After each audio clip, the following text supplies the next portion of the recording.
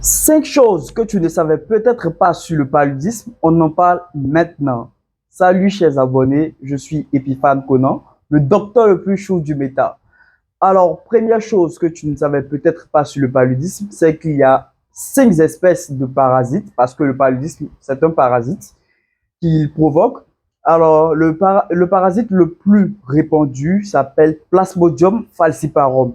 Et c'est ce parasite-là qui est responsable des formes les plus graves.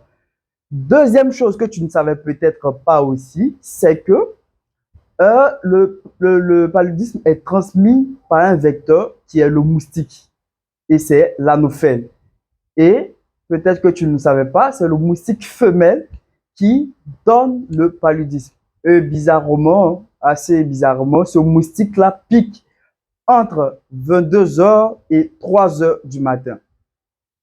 Troisième chose que tu ne savais peut-être pas sur le paludisme, c'est que entre 6 mois et 5 ans, l'enfant est beaucoup plus exposé à faire un paludisme. Avant 6 mois, c'est un peu plus faible parce qu'il a encore les anticorps de la mère qui sont transmis par l'allaitement.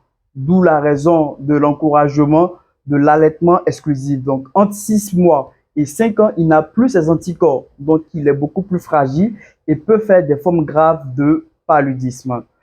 Quatrième chose que tu ne savais peut-être pas, c'est que lorsque le parasite entre dans l'organisme, il y a deux étapes. La première étape, c'est l'étape qu'on appelle hépatocytaire, où le parasite va entrer dans le foie, il va devenir mature et il va se multiplier. Ensuite, il va passer dans la circulation sanguine, va entrer dans les globules rouges qu'il va casser.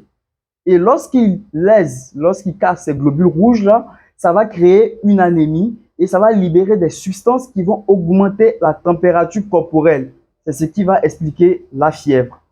Et cinquième chose que tu ne savais peut-être pas, c'est que pendant la phase d'état du paludisme, il y a trois étapes clés. Il y a la première étape où le patient, il a un malaise, il a des céphalées et il a beaucoup froid. Donc, le patient va se couvrir avec une couverture.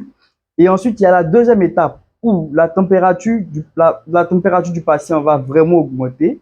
Il aura une fièvre et là, il va vouloir même se débarrasser de la couverture. Mais il aura toujours des couvertures, il aura mal.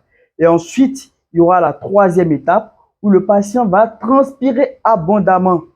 Donc, je sais que vous avez déjà eu à remarquer ces symptômes-là. Ça veut dire que vous avez certainement le palu. Mais n'oubliez pas, il est important de faire la goutte épaisse pour se rassurer que c'est vraiment un paludisme. Je vous remercie.